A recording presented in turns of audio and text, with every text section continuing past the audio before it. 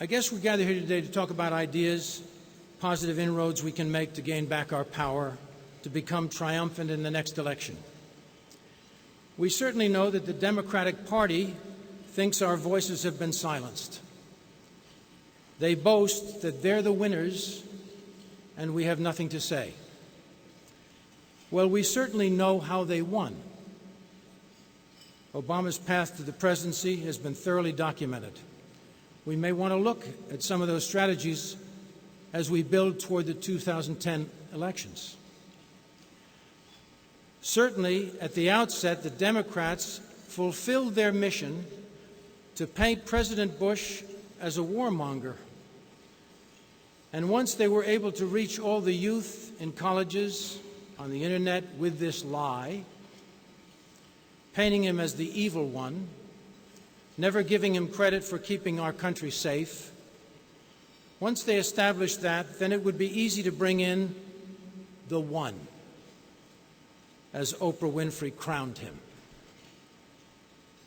I'm also ashamed to say the Hollywood crowd was a big part of the tearing down of President Bush.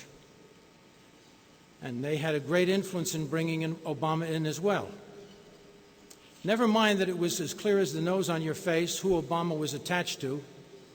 Nothing seemed to matter. It was amazing to me how the media and the young generation were taken in by Obama's false haloistic presence and all his attachments to all the wrong people, Ayers, Wright, Flager, Alinsky, didn't matter one iota.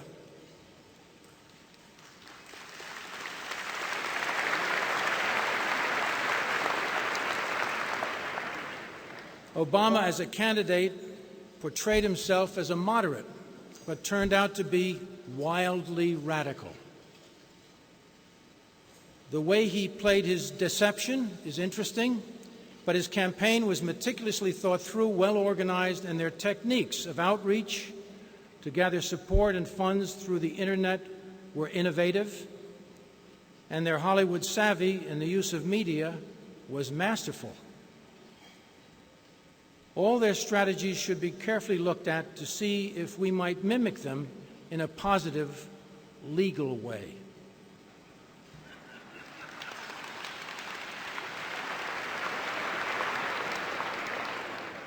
My most pressing concern at this hour is the safety of Israel.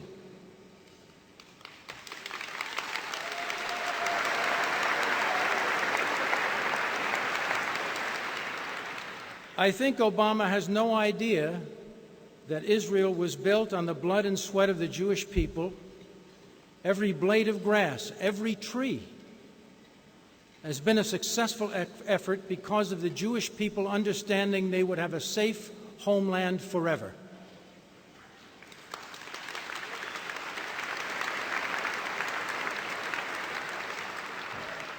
He could not possibly understand this, or he would know that the Jewish people have tried time and time again to give the Palestinians land and bring a peaceful solution. But every attempt was returned with violence. The Palestinians used Gaza to attack Israel.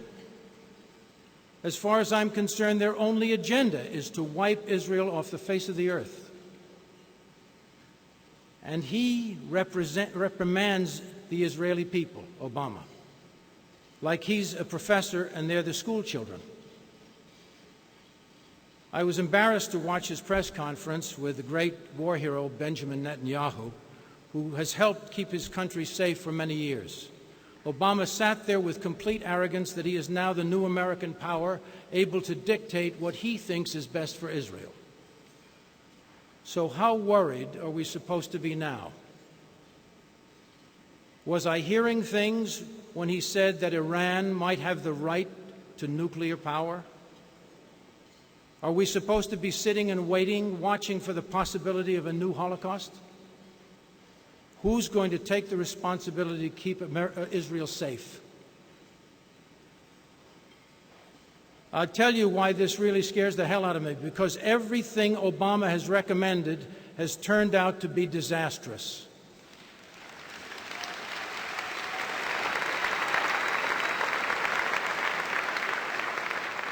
His so-called stimulus package and his budget will leave our grandchildren with great burdens and great debts.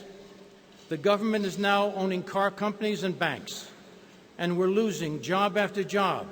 Our unemployment rate is an astronomical 9.4, and of course they send out Joe Biden, one of the great double talkers of our time, to tell us the unemployment rate is getting better. The government wants to run health care and tell people what doctors they can see,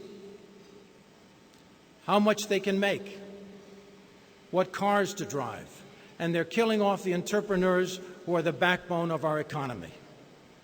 It's no wonder that the Russian newspaper Pravda, the former house organ for the Soviet communist regime, recently said the American descent into Marxism is happening with breathtaking speed. We can blame Nancy Pelosi, Harry Reid, Chris Dodd, George Soros, David Axelrod, and their ilk for the downfall of this country.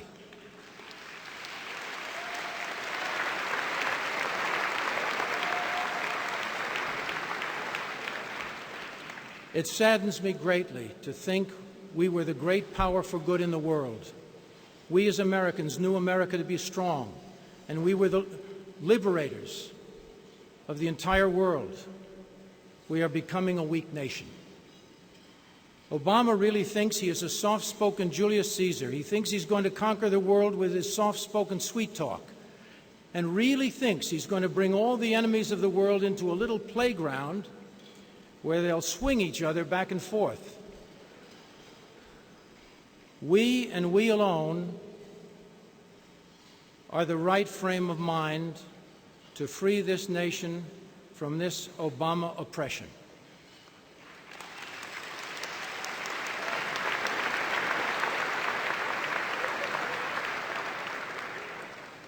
And let's give thanks to all the great people like Sean Hannity, Rush Limbaugh, Bill O'Reilly, Laura Ingraham, Mark Levin, William Bennett, Glenn Beck, Hugh Hewitt, Dennis Prager, Michael Medved, Dennis Miller, Dick Morris, Ann Coulter, John Kasich, Michael Steele, Karl Rove, Newt Gingrich, Thomas Sowell, Victor Davis Hanson, Shelby Steele, Charles Krautheimer, Michelle Malkin, Fred Barnes, and so many others.